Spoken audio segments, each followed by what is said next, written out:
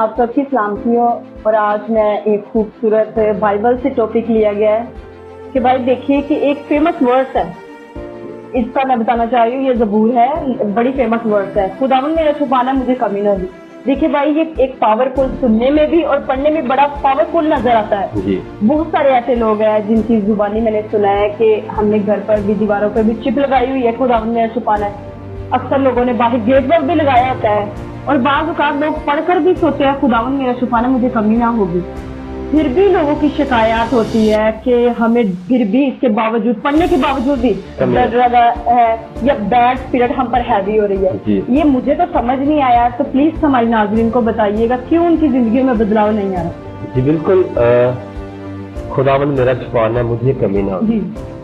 اگر ہم اس کے رائٹر کو دیکھتے ہیں, اس کے مصنفین کو, تو وہ داؤد علیہ السلام, داؤد نبی, یعنی داؤد نبی وہ کتنا دلیر مصنف رائٹر ہے کہ وہ جو لکھنے والا ہے, اور وہ ہم اس کی زندگی کو اگر دیکھیں تو وہ جنگلوں میں رہنے والا ہے. جنگلوں میں بیڈ اسپرٹ بھی ہوتی ہے, جنگلوں میں شیر, چیتا اور بہت سے گیدڑ اور بہت سارے ایسے جاندار پائے جاتے ہیں, خطرناک سانپ وغیرہ.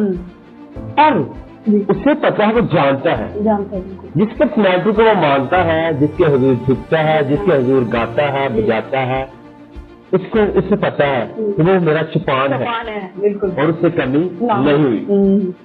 اگر ہم دیکھتے ہیں تو اس کو کمی نہیں ہوئی. وہی لکھتا ہے کہ خداوند میرا چھپان ہے, مجھے کمی نہیں ہوئی. اور جو آپ بات کر رہے ہیں کہ ہم لکھتے ہیں, چپکی ہوئی ہے دروازوں پر, گھروں پر, اور رات کو 20 دفعہ پڑھتے ہیں, 30 دفعہ پڑھتے ہیں, تو پھر بھی وہ بیڈ اسپرٹ جو ہیوی ہو رہی ہے, اور پھر بھی اس کے باوجود ہمیں وہ کہنے کے پاس جانا پڑتا ہے. تو یہ لمحہ فکریہ یہ ہے کہ ہمیں یہ نہیں پتا کہ وہ میرا چھپان ہے. اگر مجھے پتا ہوگا نا تو ہم داؤد کی طرح کہہ سکیں گے کہ وہ میرا چھپان ہے, مجھے کمی نہ ہوگی. اس نے ثابت کیا ہے, جنگلوں میں رہتا ہے.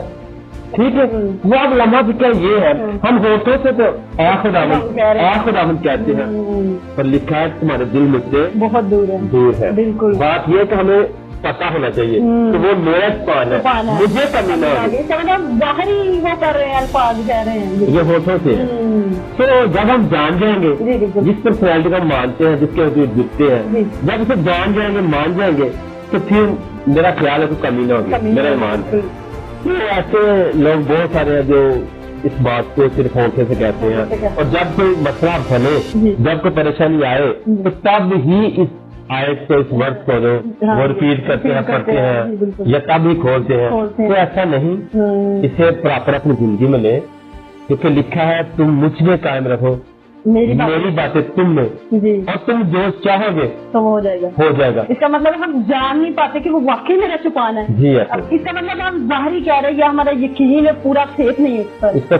میں چاہتی ہوں کہ یہ ورڈ واقعی آپ بلیو کریں, میں بلیو کرتی ہوں. اور مصنف بھائی نے بتایا کہ مصنف خود جنگلات میں رہ کر اتنے ہیوی بھائی جانور بھی, بیڈ پھر بھی ہوگی بات, اتنے وہ مسائل سے جھگڑا لڑا, پھر بھی وہ قائم رہا. کیوں؟ خداوند اس کا چھپان تھا, اور اس نے لکھا بھی اور قائم بھی رہا. یہی ہم میں کمی ہے کہ ہم خداوند اوپر سے کہتے ہیں, لیکن ہمارے دل خداوند سے بہت دور ہے.